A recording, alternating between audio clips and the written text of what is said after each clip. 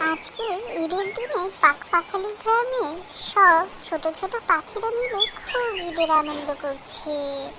সেটাই দেখাবো আজকে। টুনি ঈদে কত সালামি পেল। আমার সোনা ছানা, তুমি কাঁদছো কেন? তোমাকে তো বলেছি কেউ তোমাকে সালামি না দিলেও তোমার লাল মামা এসে তোমাকে সালামি দিবে। কেন তুমি কাঁদছো শুধু শুধু?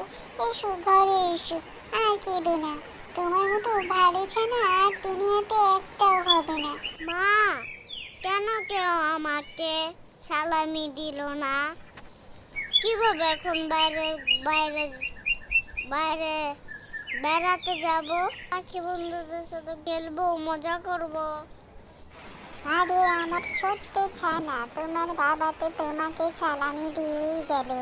ওই দেখো উঠোনে কে এসেছে। তোমার লালটু মামা তোমার জন্য সালামি নিয়ে এসেছে, চলো যাই। আরে আমার কুটুস সোনা, তোকে ডাকছি কতক্ষণ ধরে, শুনছিস না? নে তোর সালামি। তোর সালামি দিতে কি মামা কোনোদিন ভুলতে পারি? তোর জন্য কত দূর থেকে উড়ে উড়ে আসি। আসতাম আরো আগে। আকাশের অবস্থা যে ভালো ছিল না, ভয়ে এক গাছে জিরিয়েছিলাম। এই নে তোর জন্য অনেকগুলো সালামি এনেছি। এই সালামি থেকে তোর মাকেও কিছু দিস।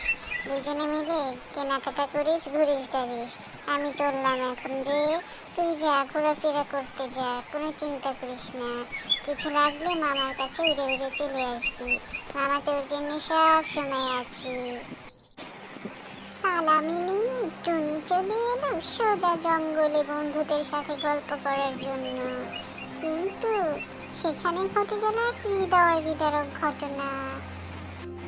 এই ছোট, দেখ দেখ, আমার মামা আমাকে অনেকগুলো টাকা সালামি দিয়ে গেছে, আমার মাকেও দিয়েছে। খুব মজা। তুই কত সালামি পেলি রে? ও, আমি অনেকগুলো সালামি পেয়েছি রে। দেখ দেখ, আমার নানা, দাদা, চাচা সবাই আমাকে সালামি দিয়েছে। কিরে পল্টুস, তোর মনটা খারাপ কেন? তুই কি কোনো সালামিই পেলি না এবার? আমরা তো অনেক গরিব রে, তাই আমাকে কেউই সালামি দিল না।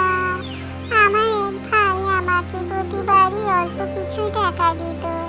আমি এবারে ভেবেছিলাম আমি একটা রাজার মুকুট কিনবো, আমার খুব শখ পড়ার। কিন্তু কেউই আমাকে টাকা দিল না, এবার সালামি দিল না। আমি তাই কিনতে পারলাম না, এই জন্য মনটা ভীষণ খারাপ। টুনির ছোট্ট বন্ধুর এই কথা শুনে টুনির মন ভীষণ খারাপ হলো। তারপর ওরা সব বন্ধুরা মিলে উড়ে গেল বাজারে। বাজারে গিয়ে দোকানদারের কাছ থেকে একটা সুন্দর মুকুট কিনলো ছোট্ট ওর বন্ধুর জন্য। ওর বন্ধু এটা পরে ভীষণ খুশি হলো। ও নিজেকে রাজা ভাবতে শুরু করলো আর মনে মনে খুব আনন্দ পেল।